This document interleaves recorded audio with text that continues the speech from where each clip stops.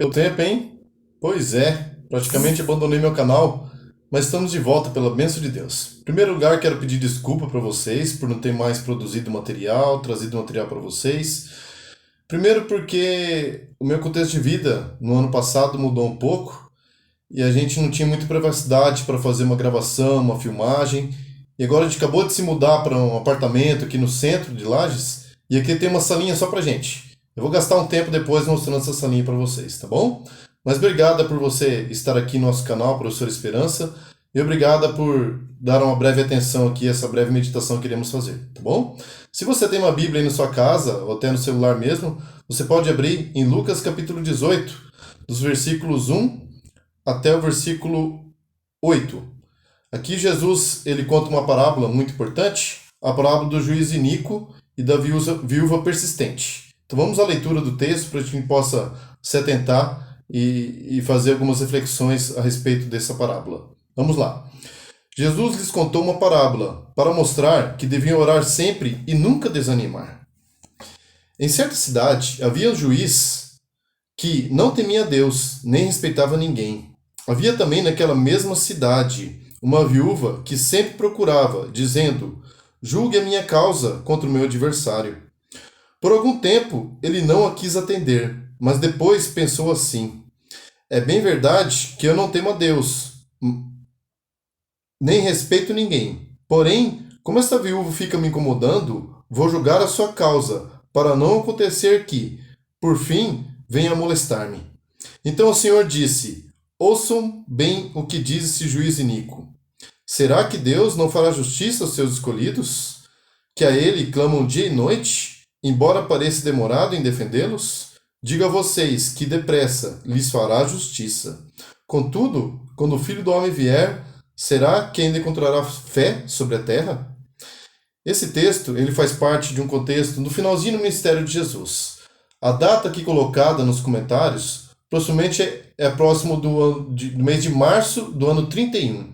Então Jesus estava perto já da Páscoa, Jesus estava perto de encerrar os seus 3 anos e meio de ministério, tá? E o contexto que aconteceu está ligado com Lucas capítulo 21. Depois, se você ler todo o capítulo de Lucas capítulo 21, você vai ver que Jesus ele conta uma série de parábolas e conta uma parte também sobre o sermão, o último sermão das profecias, o último sermão profético de Jesus. E ali ele se dirige principalmente a dois grupos. Na conversa principal ele está conversando com os discípulos, mas aqui parece que essa parábola ele se dirigiu aos fariseus e saduceus também, que faziam parte daquele grupo ali, porque eles também estavam dentro do contexto, dentro da conversa também. E Jesus conta essa parábola para mostrar como serão os últimos acontecimentos. A primeira aplicação é a seguinte: a primeira aplicação é para mostrar que no final dos tempos vai ter diferença entre dois grupos. Você vai ter o grupo que faz a vontade de Deus, que teme a Deus, que segue os seus mandamentos, que vai pregar o evangelho e que vai estar fiel até os últimos dias. E você vai ter o grupo também, que vai ser o grupo dos infiéis, dos injustos, das pessoas que vão cada vez mais se depravar e se colocar perante o caminho do mal. Então aqui a gente faz uma reflexão. E a primeira reflexão que Jesus queria ensinar é a respeito da oração. Os fariseus naquela época, naquele contexto, eles acreditavam assim: as pessoas que orassem 3 vezes por dia já estavam fazendo bastante. Teve um ou outro grupo que chegou a dizer que você devia orar pelo menos 2 vezes por dia só. Porque se você orasse 3 vezes por dia, você poderia estar até incomodando a Deus. Então você teve grupos mais radicais que chegavam a tal ponto. Por que esse costume de 3 vezes por dia? Como o templo havia sido destruído e eles passavam um bom tempo no cativeiro babilônico, e o templo e a cidade de Jerusalém foram destruídas, quando o judeu tinha aquela esperança de que a cidade e o templo seria reconstruída, ele se dirigia para orar para Jerusalém. Você vê isso, por exemplo, no livro de Daniel. Daniel lá diz que ele orava pelo menos 3 vezes por dia. Ele abria a janela do seu palácio e orava em direção a Jerusalém. Então, o judeu, por ter perdido o seu sistema de adoração, o templo, todo o sistema sacrificial, aquele sistema que apontava para o Messias que viria, ele deveria restaurar essa esperança de que tudo seria restabelecido de novo e que a ordem seria feita, a cidade seria reconstruída e o templo também. Então, por isso que nos últimos 6 séculos antes de Cristo vir ao mundo, tomou-se esse hábito de orar, de ter esse clamor 3 vezes por dia. Então, um judeu que era fiel e temente, ele fazia as 3 orações e estava bom. Tá? Então, a oração era mais como um dever, como uma obrigação, e não como uma necessidade. E aqui Jesus, ao colocar a viúva insistindo com esse juiz, ele queria dizer assim, que a oração ela deve ser a respiração. A oração ela deve fazer parte da vida da pessoa e ela deve acontecer de dia e de noite. Essa expressão aparece aqui, né? Ela importunava sempre aquele juiz para fazer justiça à causa dela. Então é isso. Aqui mostra um grupo que é temente, que é fiel e que conversa bastante com Deus. A segunda verdade aqui é que quem representa o juiz? O juiz ele representa Satanás, suas hostes e o homem sem Deus junto com o império do mal. Daqui para frente, no final dos tempos, quando as profecias estiverem para se encerrar e o mundo estiver no finalzinho, o mundo vai ser dividido em 2 grupos. Aqueles que fazem a vontade de Deus e aqueles que não fazem a vontade de Deus. E esse segundo grupo, ele vai se tornar cada vez pior.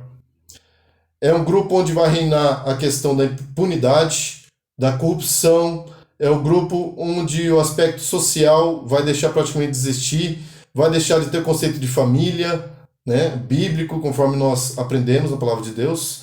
Então é um grupo que cada vez ele vai ir de mal a pior e vai se afastar cada vez mais de Deus e vai cometer o pecado contra o Espírito Santo. Então o juiz, ele representa esse grupo, representa o caráter de Satanás e a maldade deste mundo que vai acontecer nos últimos tempos. Por quê? No sermão profético, você vê que Jesus falou que os homens seriam como nos dias de Noé e seriam também como nos dias de Sodoma e Gomorra, onde a piedade foi tão grande que Deus destruiu esses povos, porque eles atingiram o cálice da ira da cólera de Deus.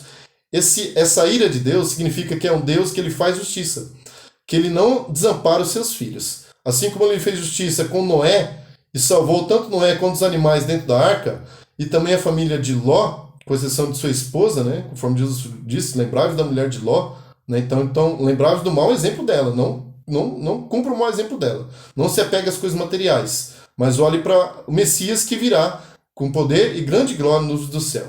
Tá? Aqui, a terceira verdade que a gente pode aprender é que esse juiz ele julgou para evitar incômodos futuros para si mesmo. Ele não julgou porque ele tinha misericórdia, porque ele era bondoso. Não. Ele julgou porque ele queria que a mulher parasse de incomodar ele. Então falou assim, vou julgar a causa dessa viúva. A viúva aqui representa as pessoas que não têm como se defender, representa as pessoas que são injustiçadas, representa as pessoas que um dia serão presas por causa da palavra de Deus, né? Que são censuradas, que são caladas e silenciadas. Então a viúva ela representa tudo isso aqui. Tá? Ela representa os escolhidos de Deus. Então aquele que clama até um injusto, esse injusto acaba escutando, ainda mais quem clama a Deus. Deus ele vai escutar com muito mais amor, carinho, e ele vai amparar essa pessoa, né, que clama a ele de dia e de noite. A quarta verdade, a viúva, né, aqui, ela clama por justiça. Nós vivemos atualmente, infelizmente, num mundo de injustiça, de impunidade, de corrupção, de o império da maldade, do ódio, desse discurso. Não só no Brasil eu digo isso, que isso está polarizado, mas essa polarização está acontecendo no mundo inteiro. Se você começar a olhar os noticiários do mundo inteiro, questão das guerras, você vai perceber ali que o mal ele vai imperar no fim. Mas Deus ele dá um feedback já. Deus ele já dá uma sinopse, ele fala assim, olha, o mal ele pode até tentar reinar, as trevas vai tentar prevalecer até o fim.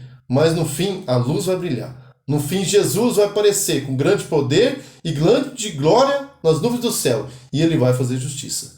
Então isso que é importante você entender. Se a promessa de Deus, que um dia ele enviaria teu filho, foi cumprida, você acredita pela fé que isso aconteceu. Se ele falou que um dia ele voltaria, você também acredita pela fé que um dia ele vai voltar. E ele vai fazer justiça. Tá? Porque a Bíblia revela isso. No finalzinho a gente vai ler um verso que fala sobre isso aqui, tá? E por último, outra verdade que a gente pode aprender. Deus parece que vai demorar para julgar, mas é tempo para mais pessoas se arrependerem, né, aqui, e voltar para Ele. Então Deus às vezes parece que Ele está demorando em fazer justiça, parece que Ele está demorando para mostrar quem Ele é de verdade, né? Realmente um Deus de amor, mas um Deus de justiça também. Mas tenha certeza, ele vai fazer justiça em favor dos seus eleitos. Tá? Eu não estou dizendo que ele vai fazer justiça em favor de uma igreja A ou igreja B, não. Ele vai fazer justiça em favor dos seus eleitos, dos seus escolhidos, daquele que faz a vontade de Deus que está escrito em sua palavra. Mas para finalizar, gostaria de deixar a mensagem de Eclesiastes, capítulo 12, versículo 14. Olha como a palavra de Deus nos dá certeza disso aí, ó. Porque Deus há de trazer a juízo todas as obras, até as que estejam escondidas, quer sejam boas, quer sejam más. Saiba de uma verdade, meu querido. Jesus vai voltar e ele vai revelar tudo. Os homens podem esconder. Os juízes deste mundo podem esconder realmente o que estão fazendo, podem esconder tudo o que eles fazem debaixo dos panos, em segredo, mas um dia Deus vai fazer justiça. Sabe de uma coisa, não é você que faz a justiça, é Deus que faz a justiça verdadeira. E ele é justo e honesto. E nós devemos ser como Deus também. Que você mantenha essa esperança acesa no teu coração, tá bom? Se inscreva no canal, ative o sininho para receber as novas notificações e compartilhe esse vídeo. Um grande abraço e boa tarde para você. Até mais!